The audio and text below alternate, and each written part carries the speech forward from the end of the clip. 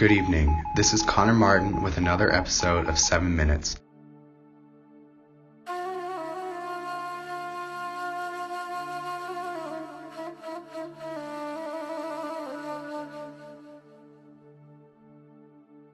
Since the early 1100s, an ethno-religious minority known as the Yazidis have lived in various areas of Eurasia and Africa. They are based in Iraq, and while they are monotheistic and share many of the same views on morality and social justice as Islam, Judeo-Christianity, and Sufism, they are a non-Abrahamic religion. In 2014, 720,000 Yazidis lived in Iraq and Syria.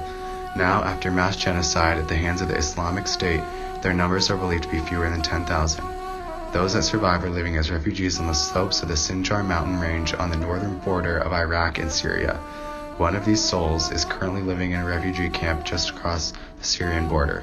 He shared his story with Ryan Tierney down on the ground.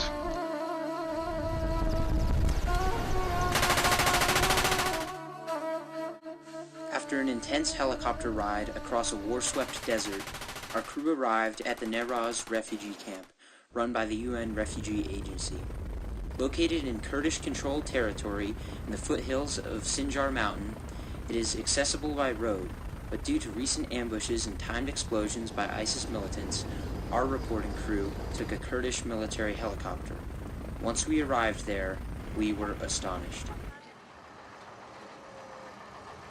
Thousands of men, women, and children, all displaced from their homes, greeted our crew as we got off the helicopter.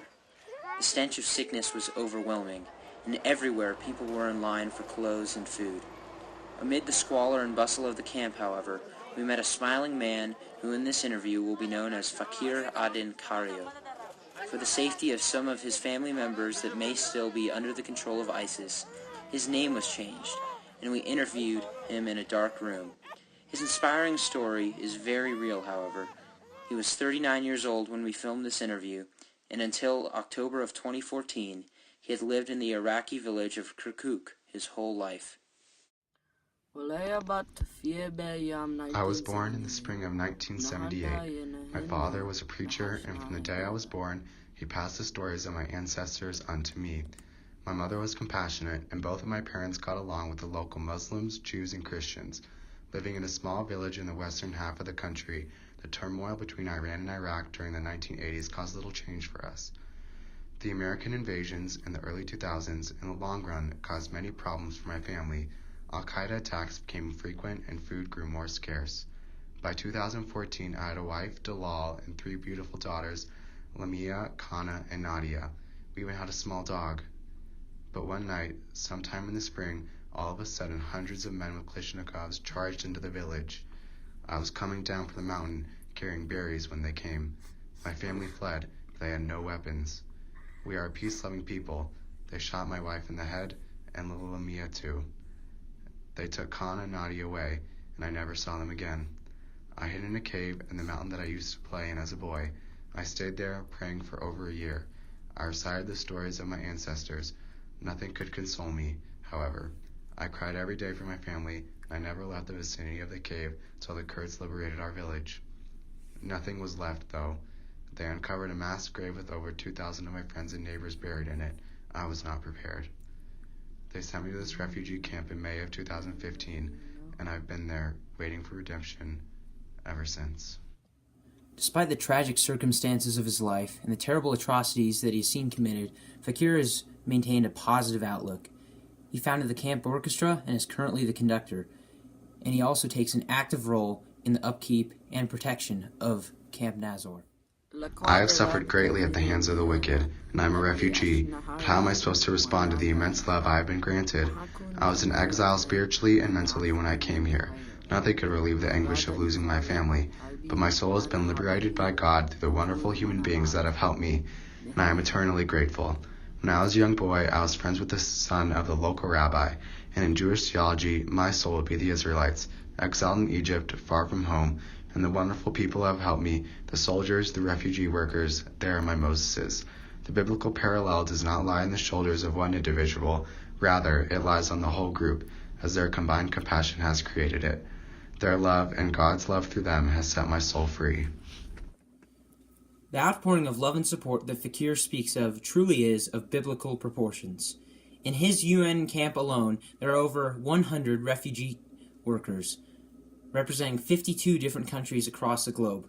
Most of them are volunteers. For instance, Frank Lewison is a former school teacher from Boston, Massachusetts, who began working at this camp in 2016.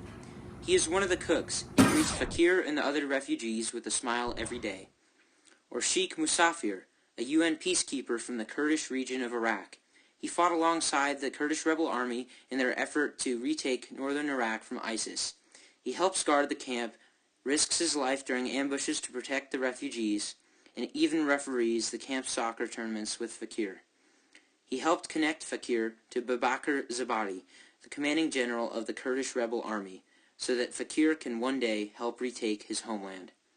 Or even Tosin Razid, an Iraqi farmer who supplied Fakir with food and water while he was hiding in the mountains.